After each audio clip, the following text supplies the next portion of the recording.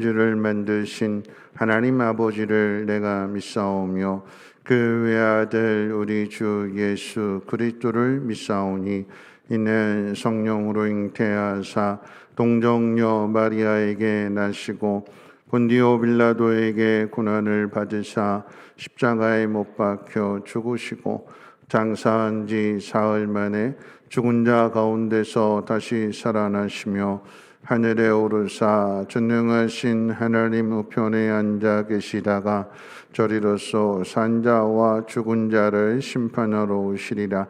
성령을 믿사오며 거룩한 공회와 성도가 서로 교통하는 것과 죄를 사하여 주시는 것과 몸이 다시 사는 것과 영원히 사는 것을 믿사옵나이다.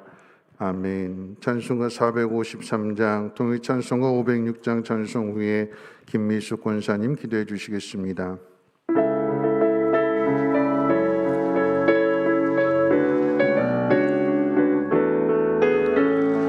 예수도 알기 원하네.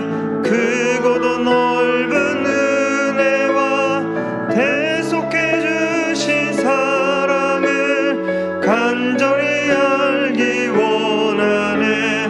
내 평생의 소원, 내 평생의 소원, 대속해 주신 사랑을 간절히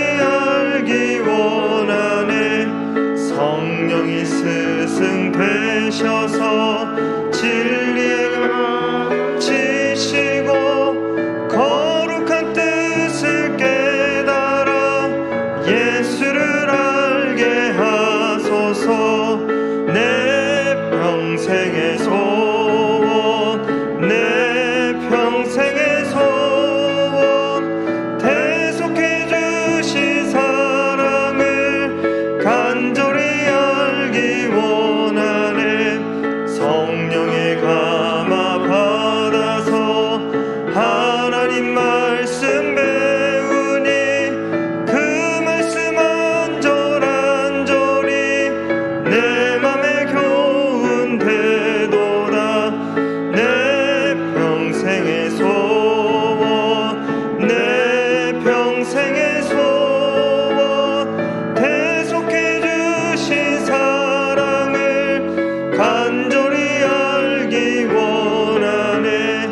예수가 계신 보좌는 영광에 들려 있도다. 평화의 왕이 오시니 그 나라 왕성하도다. 내 평생의 소원, 내 평생의 소원, 대속해 주신 사랑을 간절히 알기 원하네. 참으로 좋으신 하나님 아버지, 은혜와 사랑을 진심으로 감사드립니다. 거룩한 주일 새벽부터 이 시간까지 온전히 주일을 성소하며 예배드릴 수 있도록 인도하심을 진심으로 감사를 드립니다. 하나님 아버지, 우리들의 지은 모든 죄를 용서하여 주사 정결한 마음으로 예배드리게 하옵소서. 하나님 아버지, 세상은 코로나로 인하여 저희들 믿음이 약해지고 있사오니 영적으로 무장하여 강하고 담대한 믿음으로 살아가기를 소원합니다. 하나님, 이 시간 주님 앞에 드리는 모든 찬양과 기도를 받아주시고 말씀을 전하시는 목사님에게 지혜와 지식과 능력과 권세를 허락하여 주사 말씀 전하시는데 조금도 부족함이 없도록 인도하여 주시옵소서. 주님의 말씀을 통하여 온 성도가 진리를 깨닫고 은혜 받는 시간이 되길 원합니다.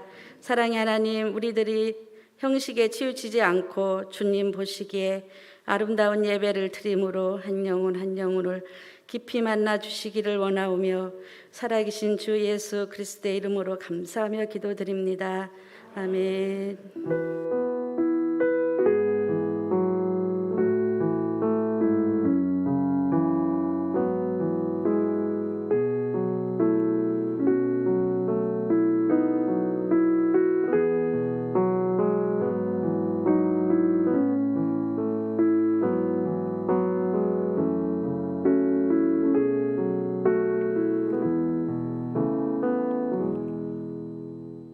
교회 소식 전합니다. 교회 소식은 주보를 참고해 주시고요. 고난주간 특별 새벽 기도회 여러분 기억하시고, 우리가 고난주간에 기도해야 되는 것은 그 고난주간 다음에 예수님의 십자가의 죽음과 부활이 있는 거 아니겠습니까? 하나님께서 다시 살려내시는 그 놀라운 능력의 역사로 나아가기를 원한다면 우리가 함께 기도함으로 인하여 날마다 자기 십자가를 지고 나아가게 될 때에 하나님께서 부활의 소망을, 부활의 역사를 이루어 주실 줄을 믿습니다. 기도하는 마음으로 준비해 주시기를 부탁을 드리겠고요. 저는 월요일, 화요일, 수요일 로드맵 플러스 컨퍼런스에 다녀올 예정입니다. 위에서도 기도해 주시기를 부탁드리겠습니다. 하나님 말씀 보시겠습니다. 하나님 말씀은 요한복음 17장 1절로 26절까지 끝절까지 좀 긴 말씀입니다만 예수님의 기도이기 때문에 한 절씩 교독으로 읽도록 하겠습니다. 요한복음 17장 1절로 26절까지 한 절씩 교독으로 읽겠습니다. 예수께서 이 말씀을 하시고 눈을 들어 하늘을 우러러 이르시되 아버지여 때가 이르렀사오니 아들을 영화롭게 하사 아들로 아버지를 영화롭게 하게 하옵소서.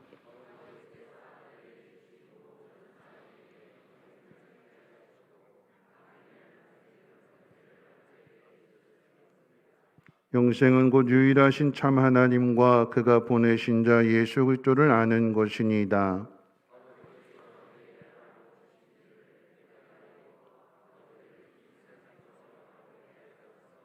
아버지여 창세전에 내가 아버지와 함께 가졌던 영화로서 지금도 아버지와 함께 나를 영화롭게 하옵소서.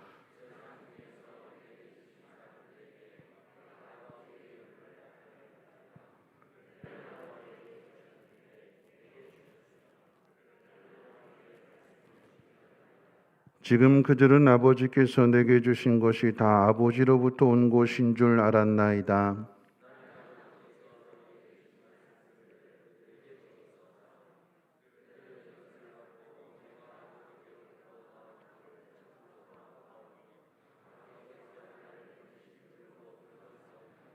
내가 그들을 위하여 비옵나니 내가 비옵는 것은 세상을 위함이 아니요 내게 주신 자들을 위함이니이다. 그들은 아버지의 것이로소이다.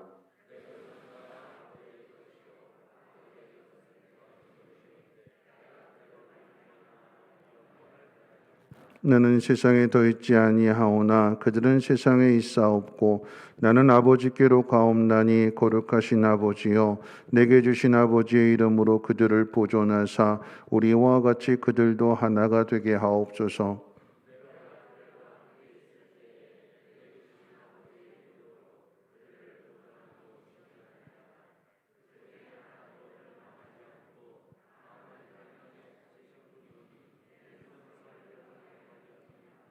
지금 내가 아버지께로 가오니 내가 세상에서 이 말을 하옵는 것은 그들로 내 기쁨을 그들 안에 충만히 가지게 하려 함이니이다.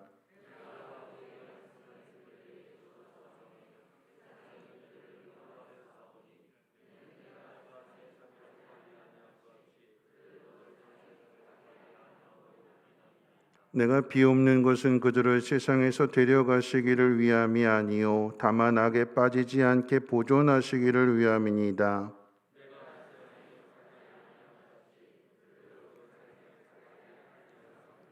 그들을 진리로 거룩하게 하옵소서. 아버지의 말씀은 진리니이다.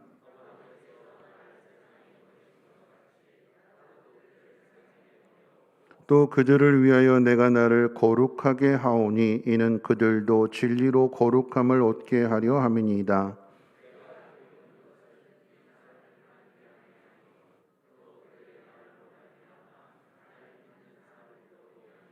아버지여 아버지께서 내 안에 내가 아버지 안에 있는 것 같이 그들도 다 하나가 되어 우리 안에 있게 하사 세상으로 아버지께서 나를 보내신 것을 믿게 하옵소서.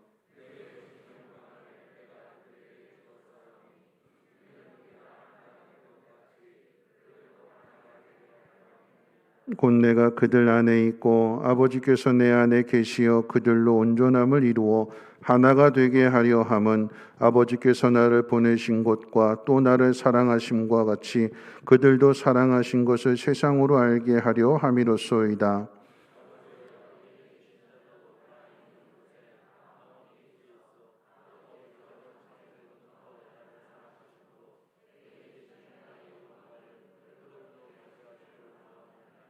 의로우신 아버지여, 세상이 아버지를 알지 못하여도 나는 아버지를 알았사옵고 그들도 아버지께서 나를 보내신 줄 알았사옵나이다.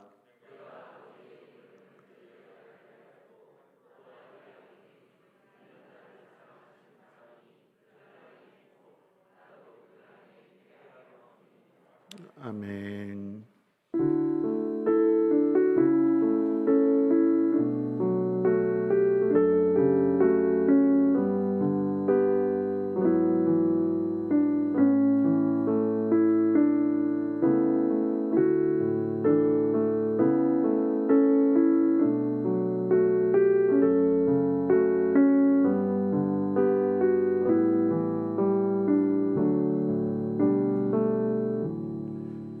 기도하겠습니다. 좋으신 하나님, 이 밤도 하나님 앞에 예배할 때마다 감사의 마음을 주셔서 귀한 예물 올려드리오니 하나님 기쁨으로 받아주시고 감사하는 심령들 가운데 더욱더 감사함이 넘치는 은혜로 충만하게 채워 주옵소서. 얼굴이 하나님 그 기쁨으로 인하여 충만하게 하사 어둠의 일들이 물러가게 하옵시고 많은 사람들에게도 그 기쁨을 나눌 수 있는 축복의 통로들 되게 하옵소서. 오늘도 하나님 말씀을 배웁니다. 배우고 확신하는 일들 가운데 거하게 하시고 예수님이 기도하신 것처럼 하나님을 영화롭게 하는 그 일에 더욱 힘쓰는 우리 모두가 되게 하옵소서. 우리 구주 예수님의 이름으로 기도하옵나이다. 아멘. 네, 오늘 하이델베르크 교리문답 122문이 되겠습니다. 제가 질문합니다. 주기도문의 내용 가운데 있어서의 첫 번째 청원은 무엇입니까? 네, 그 다음에 한번 읽어봅니다. 시작. 이 청원은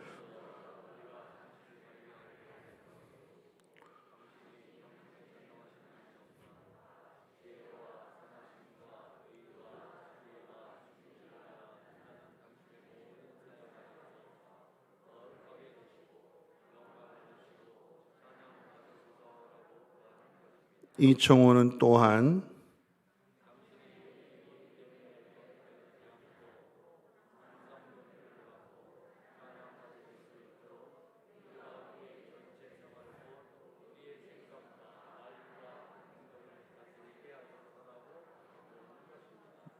아멘.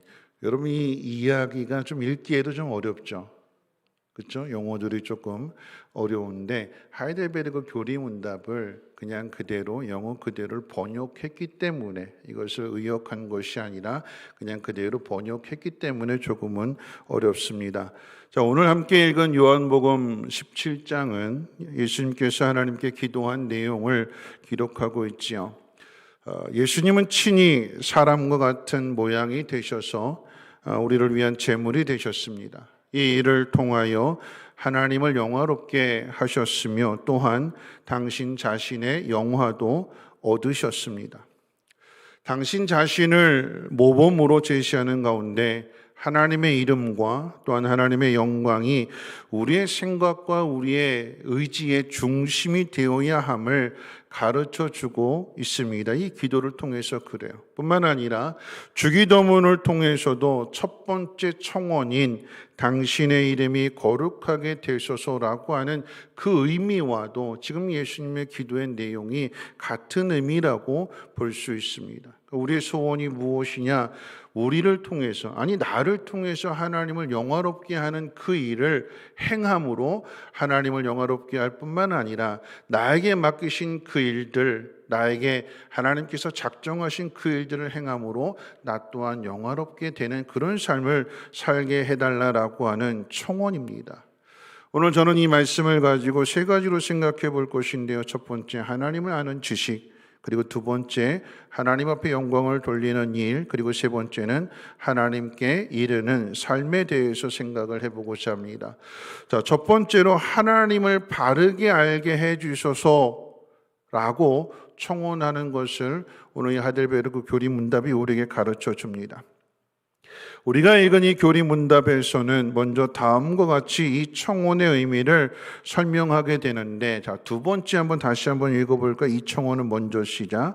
이 청원은 먼저 우리가 당신을 바르게 알도록 해주시고 당신이 당신의 전능하신 능력과 지혜와 선하심과 의와 자비와 진리가 빛내는 당신의 모든 사역 안에서 거룩하게 되시고 영광 받으시고 찬양 받으소서라고 구하는 것입니다. 자, 이 내용을 요약하면 이런 이야기예요. 하나님을 먼저 알게 해달래요. 우리가 하나님 앞에 청혼을 하게 될 때에 하나님 나 이거 해주세요, 나 이거 해주세요가 아니라 정말 간절한 믿는 자의 간절한 바람은 하나님을 아는 데 있어요. 그런데 그 하나님이 어떤 하나님이신가라고 할 때에 전능하신 능력, 지혜, 선하심, 의로움, 진리, 하나님은 이런 하나님이신데, 그런데 이 하나님의 전능하심이나 의로움이나 거룩함이나 진리나 이런 것들이 어디에 나타나는가? 하나님이 행하시는 일들, 하나님의 사역 안에서 그런 것들이 나타나게 될 때에 그것을 알 수 있고 또한 그것을 경험하며 그것을 증거하는 사람이 하나님 앞에 영광을 돌리는 사람이며 구별된 삶을 살아가는 사람, 그래서 하나님 앞에 찬양을 돌리는 사람이 되는 것입니다. 그걸 알게 해달라고 하는 얘기예요. 주기도문 주님이 가르쳐 주신 그 기도의 그 내용 첫 마디가, 첫 번째 청원이 하나님 이것도 주시고 저것도 주시고 성공도 하게 해주시고 자녀도 잘 되게 해주시고 그런 기도의 청원이 아니라 하나님이 어떤 분이신지를, 하나님의 거룩함을, 하나님의 영광을, 하나님의 선하심을, 하나님의 인자하심을 내가 세상을 살아가는 동안에 그것을 알고 내 삶을 통해서 하나님은 이런 분이십니다 하고 세상 가운데 나타내는, 그러므로 하나님이 높임을 받으시고 하나님이 높임을 받으시니까 하나님의 자녀인 나 또한 동일하게 높임을 받는 그런 사람이 되게 해주세요, 그런 믿음을 갖게 해주세요라고 청원하는 것입니다. 우리가 당신을 바르게 알도록 해주시고 라고 하는 이 하나님을 아는 지식은 우리의 구원에 있어서의 가장 본질적인 것입니다. 그래서 오늘 우리가 읽은 이 말씀, 영생이 무엇일까요? 구원이 무엇일까요? 어디서 답을 찾을 수 있을까요? 영생이 무엇이냐, 구원이 무엇이냐라고 한다면 뭐라고 대답할 수 있을까요? 성경은 우리에게 뭐라고 가르쳐 줄까요? 영생이 무엇인지에 대하여? 오늘 읽었잖아요. 17장 3절 말씀 같이 한번 읽어볼까요? 오늘 말씀 17장 3절 시작. 영생은 곧 유일하신 참 하나님과 그가 보내신 자 예수 그리스도를 아는 것입니다. 영생이 뭐래요? 예수 그리스도를 아는 것과 그 예수님을 보내신 하나님을 아는 것이 곧 영생이래요. 달리 말씀을 드리면 하나님을 아는 지식을 떠나서는 영생을 얻을 수 없다라고 하는 얘기. 하나님을 알아야 되고 하나님이 보내신 예수 그리스도를 아는 자만이 영생을 가진 자가 되는 거예요. 모르면 영생이 없는 거예요. 하나님에 대해서 모르는데 어떻게 영생을 알 수 있겠어요? 그 아들을 보내서 우리의 죄를 씻어주시고 정결해 주시고 우리와 한 몸이 되게 하셨다. 그러므로 우리에게 영원한 생명이 있다라고 하는 것을 모르는데 어떻게 영생을 받았다라고 이야기할 수 있겠습니까? 내가 믿습니다 그렇게 강력하게 외치면 하나님께서 긍휼히 여겨주셔서 하나님 나라에 데려가는 걸까요? 영생을 선물로 주시는 걸까요? 아니요. 하나님의 사랑을, 나를 향한 하나님의 그 사랑을, 하나님의 그 은혜를 깨닫지 못하면 영생이 없는 거예요. 하나님을 아는 사람, 하나님이 어떤 분이신지를 아는 사람이 영생을 가진 사람입니다. 여러분, 이 말씀을 들을 때 두려움이 느껴져야 되는 거예요. 왜냐하면 모든 사람이 누구나 다 영생을 얻는 것이 아니기 때문에 그러합니다. 뭐라고 그랬어요? 영생은 유일하신 하나님과 하나님께서 보내신 예수 그리스도를 아는 사람만이 영생을 가진 사람이라고 그랬어요. 영생을 얻기를 원한다고 하면서 이 영생을 주시는 하나님의 말씀을 거부한다면, 거절한다면, 거역한다면 영생을 얻을 수 없다는 뜻을 우리는 분명하게 기억해야 됩니다. 우리는 이 땅에서의 안녕과 평안을 위해 기도하면서도 하나님을 아는 그 지식을 증대시키는 일에는 너무나 무관심해야 합니다. 하나님의 말씀을 배우는 일에나 기도하는 일 없이도 잘 살아갑니다. 하나님 앞에 기도하지 않아도 모든 것 다 준비되어 있으니까, 넉넉하니까 있는 것 가지고 해결하려고 하고, 우리의 삶의 목적이 이 땅에서 그저 편안하게 잘 사는 것이 삶의 목적이 아니라 하나님을 영화롭게 하는 것이 우리의 삶의 목적이잖아요. 이사야서 43장 21절 말씀, 사람을 지으신 목적이 뭐래요? 이 백성은 내가 나를 위해서 지었나니 나에게 찬송하도록 하나님이 우리를 지으셨대요. 그러면 우리가 해야 될 일은 하나님이 어떤 분이신지를 알아서, 오늘 낮에 말씀드렸던 것처럼 시편 113편부터 118편까지 그 내용, 하나님이 어떤 분이신지를 알게 될 때에 우리가 자랑할 것이 없고, 하나님 그 모든 일들을 이루어 주셨기 때문에 이분이 나를 이처럼 사랑하신다라고 하는 것을 깨닫게 됐을 때에 하나님 앞에 영광을 돌리고 하나님을 찬송하는 거 아니겠습니까? 우리 인생 가운데 하나님이 어떤 분이신지를 알지 못하고 하나님의 사랑과 그 은혜를 깨닫지 못한다면 찬송할 이유가 없는 거예요. 하나님이 어떤 분이신지를 알게 된다면 당연히 그 하나님의 도우심을 구하는 그 기도를 드리게 되는 것이고, 그럴 때 하나님의 능력으로 함께 하셔서 하나님의 인도하심 가운데 하나님의 영광을 나타내는 그 삶을 살아가는 거 아니겠습니까? 오늘 우리가 읽은 이 교리 문답에서 하나님을 바르게 하는 그 지식을 청원하는, 하나님을 바르게 알게 해주세요, 하나님의 이름이 거룩히 여김을 받게 해주세요, 이런 기도를 드리는 사람과 연관하여서 예레미야서 9장 23절 24절은 이렇게 말씀하고 있습니다. 우리가 새벽 예배 때 살펴보았던 예레미야서 9장 23절 24절 말씀을 읽어보면 이런 말씀입니다. 여호와께서 이와 같이 말씀하시되 지혜로운 자는 그 지혜를 자랑하지 말라, 용사는 그의 용맹을 자랑하지 말라, 부자는 그 부함을 자랑하지 말라. 자랑하는 자는 이것으로 자랑할지니 곧 명철하여 나를 아는 것과 나 여호와는 사랑과 정의와 공의를 땅에 행하는 자인 줄 깨닫는 것이라. 나는 이 일을 기뻐하노라. 여호와의 말씀이니라.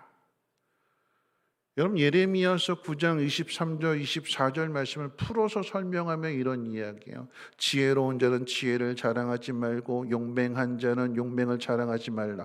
왜 그럴까요? 그거 누가 주셨어요? 하나님이 주셨어요. 그 사람이 지혜롭다면 그 사람의 지혜는 하나님이 주신 거잖아요.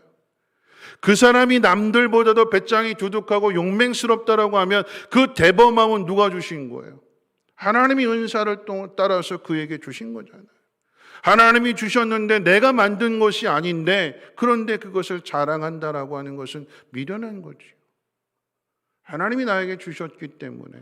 그래서 우리가 자랑해야 되는 것은 나에게 이런 지혜를 주신 분이 하나님이십니다. 나에게 이런 용맹함을 주신 분이 하나님이십니다. 나를 이렇게 부하게 해주신 분이 하나님이십니다. 우리가 자랑할 것은 하나님밖에 없대요. 하나님 이걸 기뻐하신대요. 기뻐하신대요. 이 영광을 가로채서 이건 내가 노력해서 잠 안 자가면서 애써가면서 남들 편하게 놀러 다닐 때 나는 길을 쓰고 돈 벌어가서 내가 이 모든 것을 이루었습니다. 하나님 기뻐하시지 않는데. 모든 것이 하나님의 은혜입니다. 죽을 수밖에 없는데, 아니 죽음의 자리에 있는데 그런 나를 오늘 이 자리까지 인도해 주신 것은 하나님의 은혜입니다라고 고백하는 사람을 하나님이 기뻐하신대요. 이게 하나님을 바르게 아는 사람인 거지요. 하나님을 아는 지식에는 하나님의 이름뿐만 아니라 하나님의 일하심, 하나님의 사역도 포함되어져 있습니다. 왜냐하면 하나님은 당신이 계획하신 그 일들을 통해서 하나님이 어떤 분이신지를 드러내시는 거예요. 예를 들면 시편 20편 1절 말씀입니다. 우리 자막에 띄워줄 텐데 우리 같이 한번 읽어볼까요? 시편 20편 1절입니다. 시작. 환난 날에 여호와께서 내게 응답하시고 야곱의 하나님의 이름이 너를 높이 드실 것이다. 여러분, 시편 기자 야곱이 이 글을 쓴 것이 아니라 시편 기자가 이 시를 고백했을 때 뭐라고 이야기했냐면, 환난 날에 여호와께서 내게 응답하시고 야곱의 하나님의 이름을 너를 높이 드실 것이다. 여호와의 이름과 야곱의 하나님의 이름을 지금 동일시하고 있는 거예요. 그럼 야곱의 하나님은 어떤 하나님입니까? 시편 20편 1절 말씀 다시 한번 띄워주세요. 자, 시편 20편 1절. 자, 환난 날에 여호와께서 내게 응답하시고 야곱의 하나님의 이름이 너를 높이 드시리라. 자, 야곱의 하나님, 여호와의 하나님 어떤 하나님일까요? 어떤 하나님이세요? 야곱의 하나님은 어떤 하나님이세요? 답이 있잖아요. 어떤 하나님이세요? 환난 날에 건져 주시는 하나님이시잖아요. 환난 날에 응답해 주시는 분이래요. 야곱이 베델에 있을 때에 야곱에겐 환난 날이잖아요. 두려움의 자리잖아요. 그 전에 야곱의 인생 가운데 하나님께서 간섭하지 않으셔서 네 맘대로 한번 해봐라. 그런데 자기 꾀로다가 자기 방법으로다가 아버지 속이고 형 속이고 그랬을 때에 형이 죽이려고 하는 이 환난을 스스로 자초한 거잖아요. 그래서 야곱의 실력이 속이는 것밖에 빼앗는 것밖에 없는데, 그걸로 인해서 도망가는데 환난 날이 찾아왔는데, 근데 하나님이 찾아오시잖아요. 그리고 약속해 주시잖아요. 내가 너와 함께 할 거야. 너 떠나지 않을 거야. 너 돌아올 때까지 내가 너를 지켜줄 거야. 여호와 하나님이 어떤 하나님이세요? 야곱의 하나님이 어떤 하나님이세요? 환난 날에 응답해 주시는 하나님이세요. 어떻게 알 수 있을까요? 시편 기자가 기록된 말씀을 통해서, 야곱의 삶을 통해서 하나님은 이런 분이시구나라고 하는 것을 알게 되는 것입니다. 하나님의 이름과 하나님이 하신 일들을 경험한 사람들이 하나님을 찬송하게 될 때에 시편 145편 1절과 2절 우리 자막으로 띄워드릴 텐데 한번 읽어볼까요? 시작. 왕이신 나의 하나님이여, 내가 주를 높이고 영원히 주의 이름을 송축하리이다. 내가 날마다 주를 송축하며 영원히 주의 이름을 송축하리이다. 영원히 하나님의 이름을 송축하겠습니다. 그럼 지난 금요일 날에 아브라함과 이삭 이야기했잖아요. 아브라함이 어떻게 그 이삭의 결혼을 결정하는 일에 이삭을 보내지 않고 종을 보낼 수 있었을까요? 어떻게 그랬지요? 자신의 인생 가운데 하나님이 어떻게 인도하시는가? 내가 실수해서 내 아내를 빼앗기고 전전긍긍하고 있을 때 하나님이 어떻게 그 아내의 사례를 다시 도로 찾게 해주셨는가? 내 힘으로 아이를 낳지 못하고 있을 때 이제 소망이 다 끊어져서 100세가 되어 죽은 몸이 되었을 때 하나님이 어떻게 아들을 주셨는가?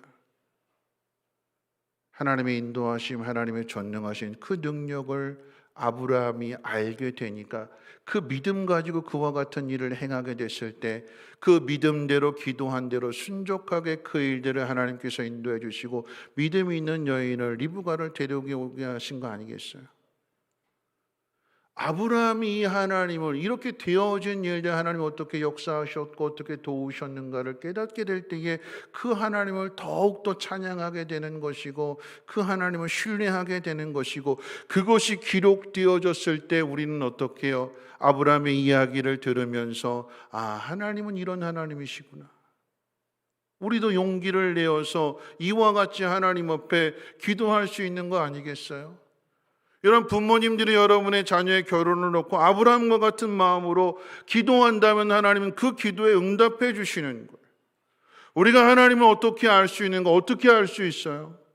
하나님이 직접 우리에게 말씀해 주시고 계시해 주실 뿐만 아니라 응답해 주셔서 하나님을 알게 될 뿐만 아니라 앞서간 사람들이 그 하나님을 경험하고 그것을 이렇게 성경에 기록하게 되었을 때에 이 하나님의 말씀을 통해서 하나님은 이런 분이시구나 하는 것을 알게 되니까 결국은 말씀을 아는 것이 곧 하나님을 아는 것이 되더라라고 하는 것입니다. 하나님은 우리에게 약속해 주셨어요.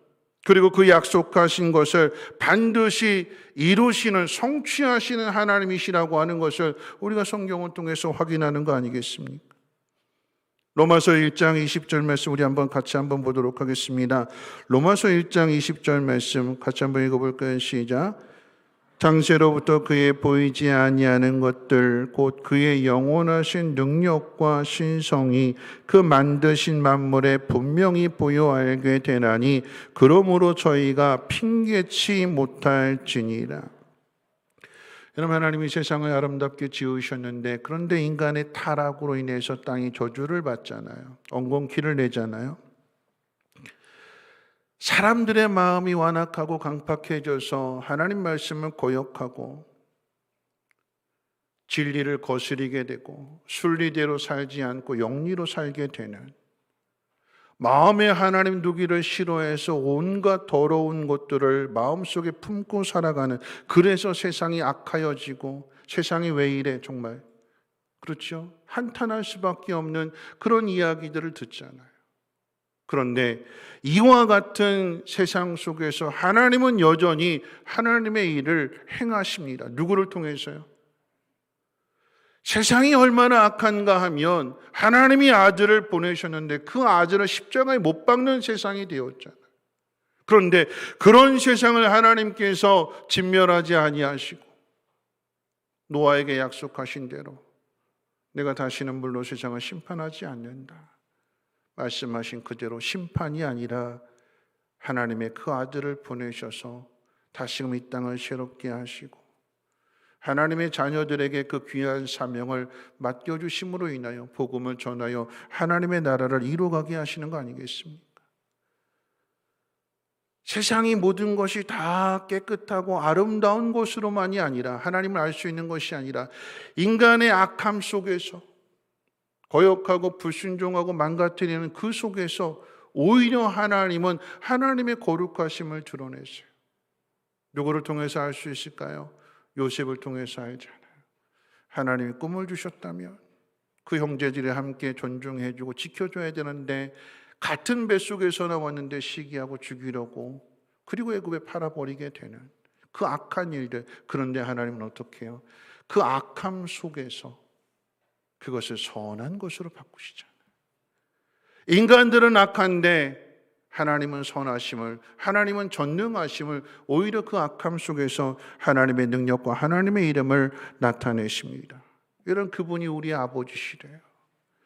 세상이 우리를 괴롭히고 세상이 우리 앞길을 가로막고 방해한다 할지라도 하나님 그 모든 것들을 바꾸셔서 하나님의 영광을 드러내시고 그 일에 순종하는 자들의 이름을 높여주시는 그 하나님이 우리 아버지이심을 믿으시기를 주님의 이름으로 축원을 드립니다.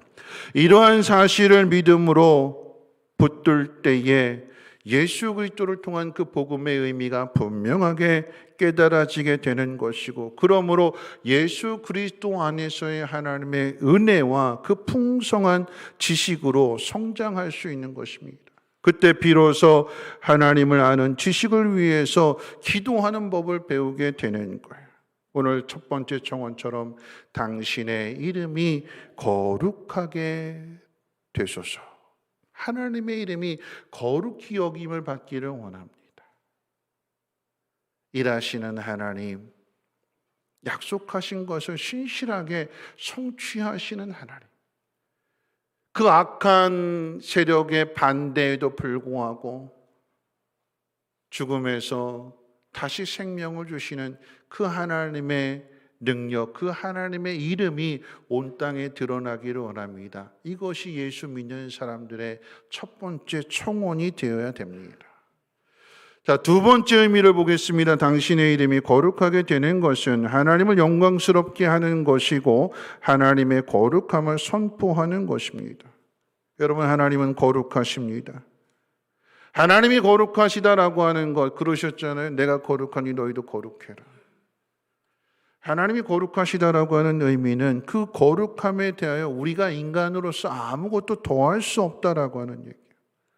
다시 말하면 우리가 무언가를 했기 때문에 하나님의 이름이 높임을 받으시는 것이 아니다라고 하는 거예요. 하나님의 거룩함은 그 자체로 완전하신 거룩함입니다. 그런데 이 하나님의 거룩함은 악한 사람들을 통해서도 그 거룩함을 나타내세요. 오늘 두 번째 주제는 거룩함에 대한 이야기인데, 악한 사람들을 통해서 하나님의 거룩하심을 나타낸다라고 하는 것은 대표적으로 잠언 16장 4절 말씀에 이렇게 기록되어 있어요. 자, 잠언 16장 4절 말씀 한번 읽어볼까요? 시작.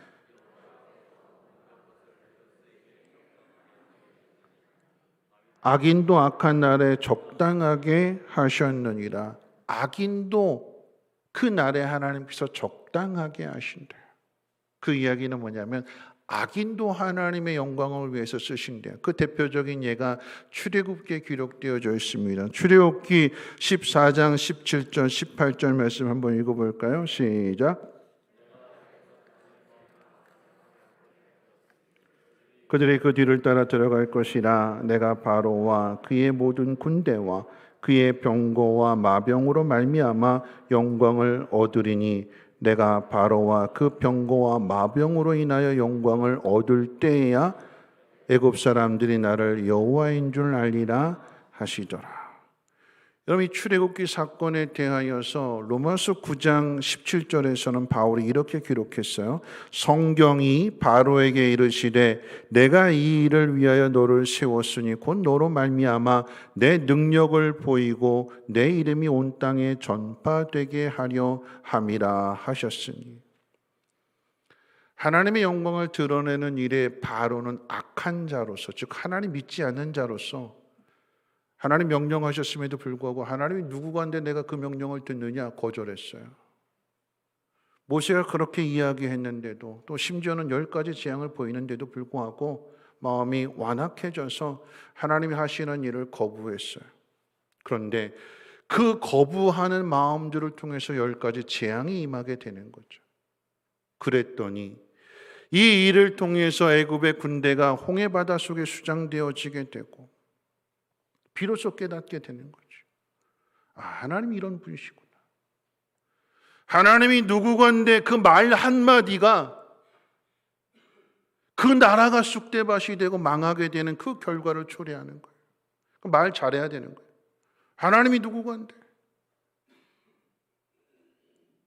여러분, 이 이야기가 단순한 애굽 나라만의 이야기가 아니라 하나님은 그 악인을 통하여 영광을 받으실 때에 이 일이 순종하는 자들에게는 믿음의 증거가 되는 것이고, 그 일을 행하여 가나안 땅으로 들어가게 되었을 때 여리고성 사람들이 이 애굽 군대가 어떻게 되었는가, 하나님이 행하신 일들을 통하여서 그 간담이 녹았다고 그랬잖아요. 하나님 영광을 받으시는 거예요. 악한 사람의 뜻대로 내버려 두지 아니하시고 하나님께서 그 악한 자를 심판하심으로써 하나님이 어떤 분이신지를 세상 가운데 그 자체의 영광을 하나님이 드러내신다라고 하는 것입니다. 그런데 이 하나님의 거룩하심은 악한 자를 통해서도 드러나게 되지만 더 분명한 것은 우리의 구원을 통해서 분명하게 하나님의 거룩하심이 나타나게 됩니다. 인간의 부끄러운 죄에 대하여 하나님의 거룩하심을 나타내는 것이 구원입니다. 즉 하나님의 하나뿐인 아들의 피로서 하나님은 당신의 택한 백성들을 구속하실 뿐만 아니라 당신의 영광스러운 그 형상으로 우리들을 변화시켜 주시고 그리스도 안에서 믿음의 장성한 분량까지 인도하시면서 우리를 아름답게 성화시켜 가시는 거예요. 여러분, 우리가 읽은 교리문답의 후반부를 다시 한번 읽어보도록 하겠습니다. 후반부 두 번째 같이 한번 읽어볼까요? 이청호는 또한 시작. 우리 때문에 더럽혀지지 않고 항상 높임을 받고 찬송받으실 수 있도록 우리가 우리의 전체 생활 곧 우리의 생각과 말과 행동을 다스리게 하소서라고 구하란 것입니다. 여러분, 하나님이 거룩하신 분이라고 한다면 하나님의 백성, 하나님의 자녀된 사람들 또한 거룩해야 되는 거죠. 출애굽기 말씀처럼 내가 거룩하니까 너희도 거룩해라. 하나님의 거룩하신 분이라고 한다면 그 자녀된 사람들 또한 거룩하게 살아야 되는 거예요. 그것이 책임입니다. 우리의 삶 가운데 있어서 우리가 하나님 앞에 구하는 것, 지금 이 하이델베르크 교리문답에서 구하는 거라고 하는 것은 그저 이 땅에서 세상에서 형통하게 되고 내가 유익을 받는, 내가 잘 되는 그런 것들을 구하는 것이 아니라 하나님의 영광을 구하는 삶을 살라고 가르쳐 주는 거예요. 우리가 구하는 것이나 믿는 것이나 사는 것에 대하여 하나님이 거룩하시기 때문에 더럽혀지지 않도록, 동일하도록, 똑같도록 우리의 삶이 하나님의 영광을 드러내는 삶이 될 수 있도록 힘쓰라라고 하는 의미가 되는 거예요. 자, 이와 같은 부분을 이렇게 설명할 수 있을 것 같아요. 시편 57편 7절인데 다윗이 고난을 당하면서 이렇게 하나님 앞에 기도하고 부르짖었어요. 자, 시편 57편 7절 한번 읽어볼까요? 시작.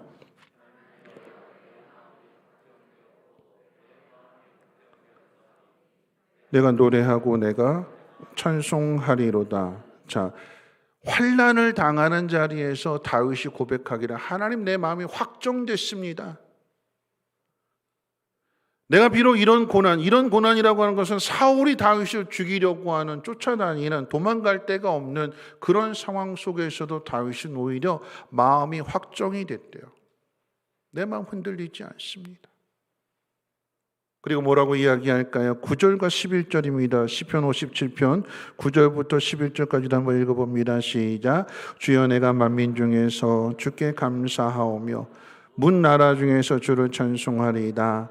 무릇 주의 인자는 커서 하늘에 미치고 주의 진리는 궁창에 이르나이다. 하나님이여 주는 하늘 위에 높이 들리시며 주의 영광은 온 세계 위에 높아지기를 원하나이다. 지금 이 찬송 시를 언제 드리고 있다고 그랬어요? 어떤 상황 속에서? 환난 당할 때. 그 환난이 뭐라고 그랬어요?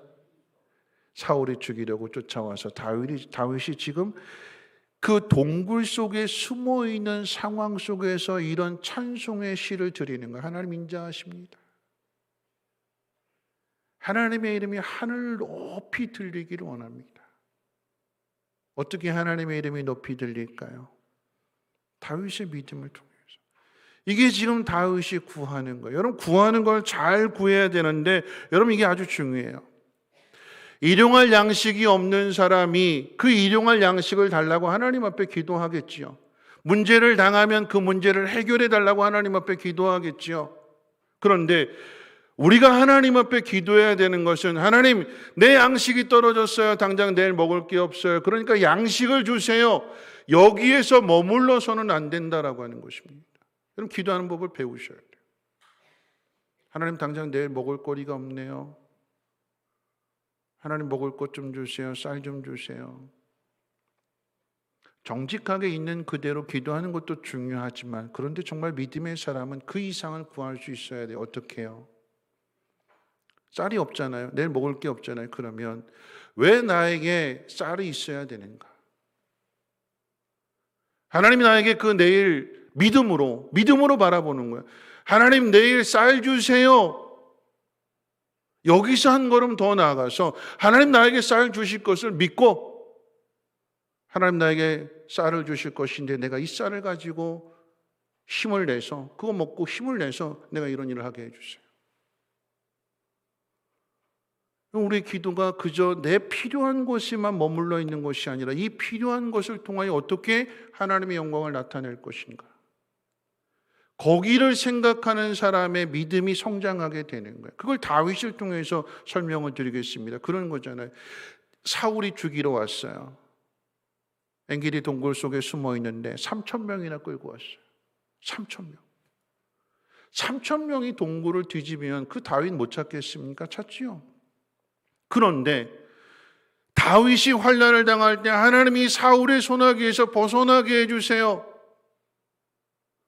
하나님이 이 고난 중에서 나를 좀 벗어나게 해주세요. 숨 쉬고 살아가게 해주세요. 그렇게 기도하는 것, 거기에 끝나지 않았어요. 뭐라고 기도했다고 그랬어요? 하나님의 이름이 하늘 위에 높이 들려지기를 원합니다. 그렇게 기도한다고 그랬잖아요. 그랬더니 하나님께서 이 다윗이 숨어있는 굴 속으로 사울을 들여보내잖아요. 뭐하러 들어왔어요? 응하러 들어왔어요. 사울이 응하러 들어왔어요.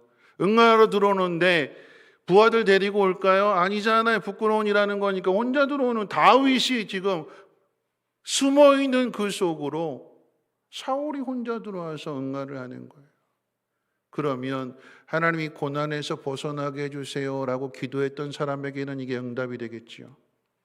거기서만 기도했다면, 그것까지만 기도했다면 하나님이 고난에서 벗어나게 해주세요라고 기도했더니 사울이 지금 들어오는 거잖아요. 죽이면 고난 끝나는 거잖아요. 왕 될 수 있는 거잖아요. 근데 다윗은 뭐라고 기도했어요? 하나님의 이름이 높이 들려지기를 원합니다. 그럼 사울 죽이면 돼요, 안 돼요? 응하하고 있는 왕을, 그 나라의 왕인데 응하하고 있는데 이 왕을 칼로 죽이면 다윗은 똑같은 사람 되는 거예요. 비겁한 사람 되는 거예요. 하나님 영광 받으시는 일이 아니에요. 하나님의 영광을 받으시고 하나님의 이름이 높여 들려지기를 원합니다 라고 기도했기 때문에 사울은 죽일 수 있는 문제가 아니에요. 죽이지 않잖아요. 여러분, 이게 기도의 차이예요. 우리가 무엇을 위해서 기도하는가, 어디까지 기도하는가.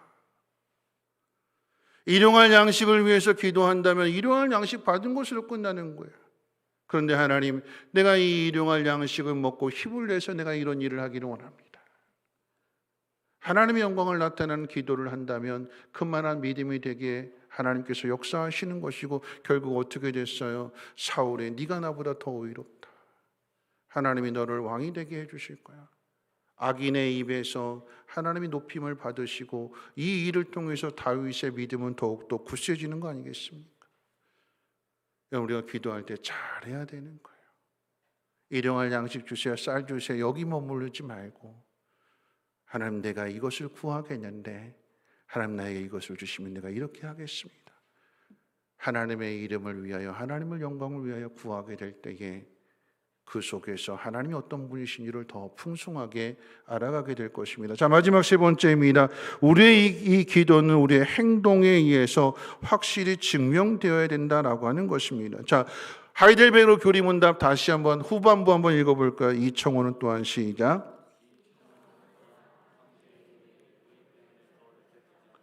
항상 높임을 받고 찬양받으실 수 있도록 우리가 우리의 전체 생활 곧 우리의 생각과 말과 행동을 다스리게 하소서라고 구하는 것입니다. 여러분, 하나님은 언제나 하나님이시라고 하는 그 인식 속에서 우리는 살아가야 합니다. 이 말은 하나님께 순종하는 삶을 살아가야 할 것을 가르쳐주고 있는 거예요. 잠언 28장 9절 말씀 한번 읽어볼까요? 시작. 사람의 귀를 돌이키고 율법을 듣지 아니하면 그의 기도도 가증하니라. 여러분, 이 이야기는 이런 이야기죠. 우리가 하나님 앞에 청혼하고 하나님 앞에 기도한다면 하나님 말씀 앞에 순종해야 된다라고 하는 얘기예요. 기도와 순종은 함께 가는 거예요. 하나님의 율법을 지키지 않는다면, 하나님 말씀을 듣지 않는다면 그의 기도는 가증한 거라고 그랬어요. 너 내 말 듣지 않으면서 네 말 들어달라고 하는 것은 그건 이거 잘못된 거 아니냐, 모순 아니냐? 하나님 그렇게 말씀하시는. 네가 내 말을 잘 들어야 나도 네 말을 잘 듣는 거 아니겠니? 내가 하고자 하는 일들이 무엇인지를 네가 깨달아야, 그리고 그 가운데 기도해야 내가 그 기도에 응답해 주는 거 아니겠니? 잠언의 말씀은 그런 말씀이에요. 기도와 순종은 함께 가는 거예요. 하나님의 법에 순종한다라고 하는 것은 자신의 욕심을 따라 살지 않고 하나님의 뜻대로 살겠다라고 하는 것을 고백하는 것입니다. 기도하는 사람에게서 하나님의 뜻을 뺀다면 그 기도가 과연 하나님의 영광을 위하는 기도라고 말할 수 있을까요? 하나님 나라의 일에는 관심이 없고 이 땅의 위로와 평안을 받는 것에만 삶의 초점이 맞추어져 있다면 그 사람을 하나님 나라의 백성이라고 말할 수 있을까요? 그렇게 기도하는 사람에게, 그렇게 살아가는 사람에게 하나님이 응답해 주실까요?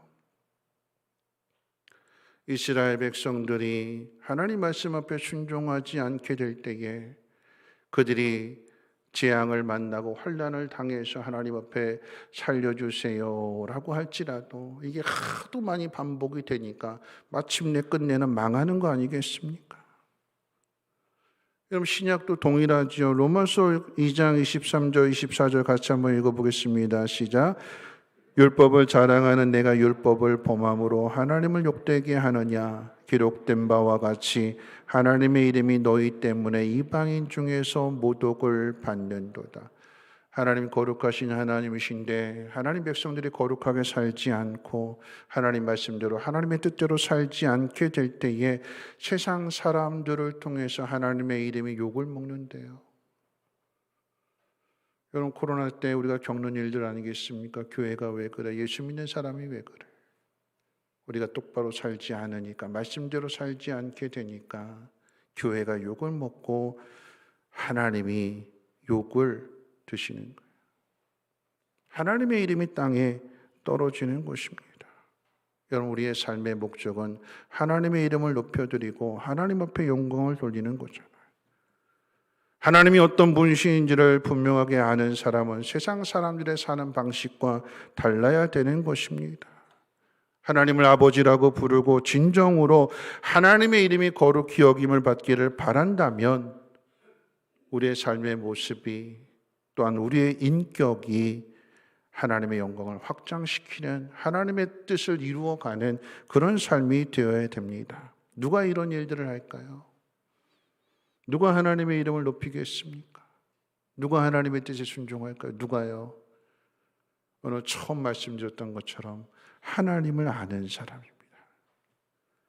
하나님을 아는 사람이 하나님의 뜻대로 행하게 되는 것이고 하나님을 아는 사람이라고 하는 것은 하나님의 은혜 아래에 있는 사람, 은혜 아래. 내가 하나님의 은혜 아래에 있다라고 하는 것을 여러분 어떻게 확인할 수 있을까요? 하나님의 은혜를 받은 사람 어떻게 할 수 있을까요? 여러분 은혜가 뭐라고 그랬죠? 은혜. 내가 은혜 받았다라고 하는 거 어떻게 할 수 있어요? 말씀 정리할게요. 내가 은혜 받았다라고 하는 거 어떻게 할 수 있어요? 은혜가 뭐라고 그랬어요? 은혜의 정의를 생각해 보면 되는. 은혜가 뭐라고 그랬어요? 값없이 주시는 선물. 선물은 내가 돈 주고 산 거 선물이라고 그러지 않아요. 그냥 거저 받는 게 선물이에요. 그러면 값없이 거저 받았을 때 여러분 마음이 어때요? 마음이 어떠세요? 누가 여러분에게 뭐 금반지를 선물로 해주고 뭐 제주도 여행권을 선물해주고 그냥 값없이 받았을 때 여러분 어떠세요? 마음이 기쁘잖아요. 기쁘잖아요. 공짜니까 좋잖아요. 그렇죠? 은혜가 뭘까요? 기쁨이에요. 기쁨.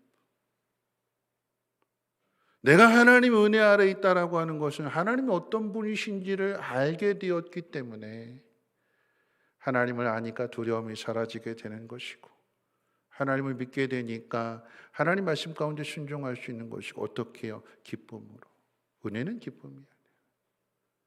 기쁨으로 행하는 것. 그래서 그 일을 통해서 기쁨으로 하니까 어떻게 해요? 세상 사람들이 그 모습을 보면 힘든데 은혜 받아서 기쁨으로 이겨내는 모습.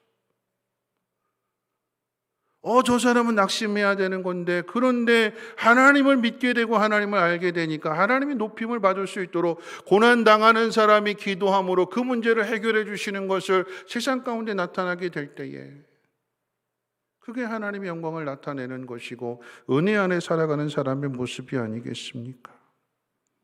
말씀 두 가지를 기억하고 오늘 함께 기도했으면 좋겠습니다.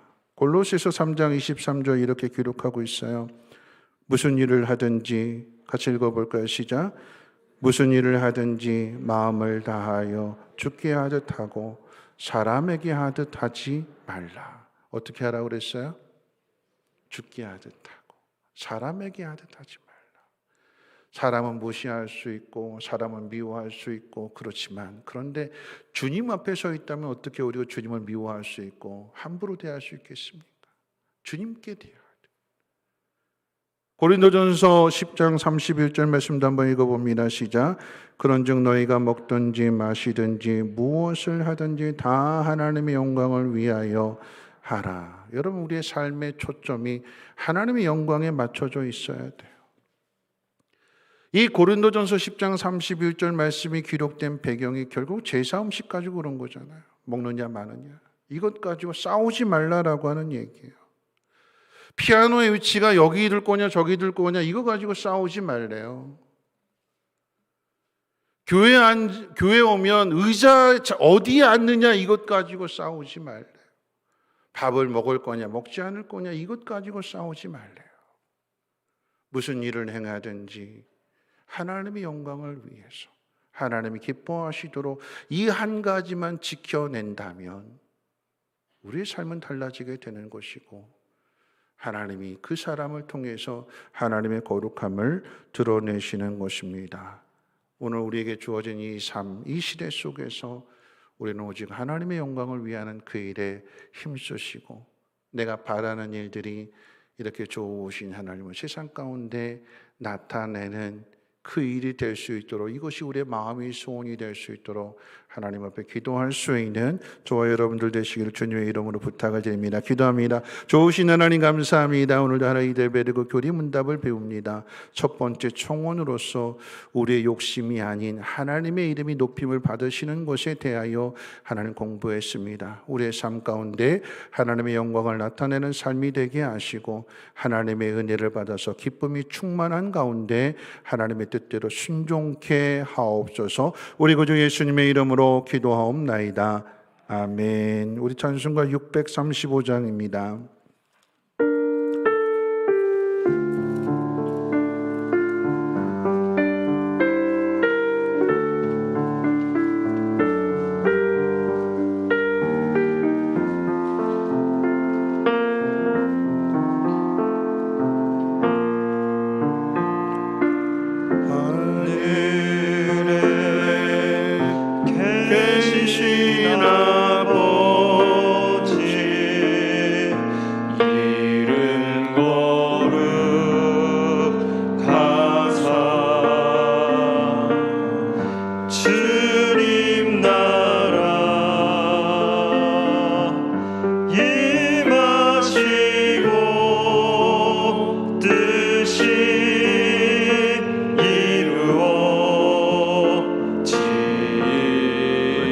고백합니다. 하늘에 계신 아버지, 하늘에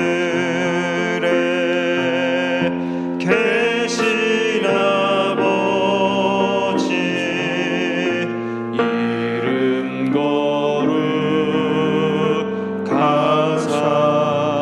거룩하사 주님 나라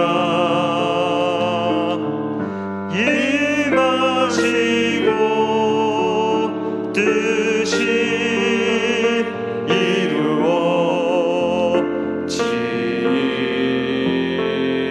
이루어지이다. 일용할 양식 주시고 우리들의 큰 죄 다 용서하옵시고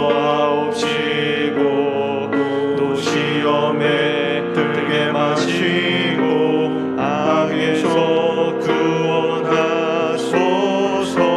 대개 주의 나라 주의 권세 주의 영광 영원히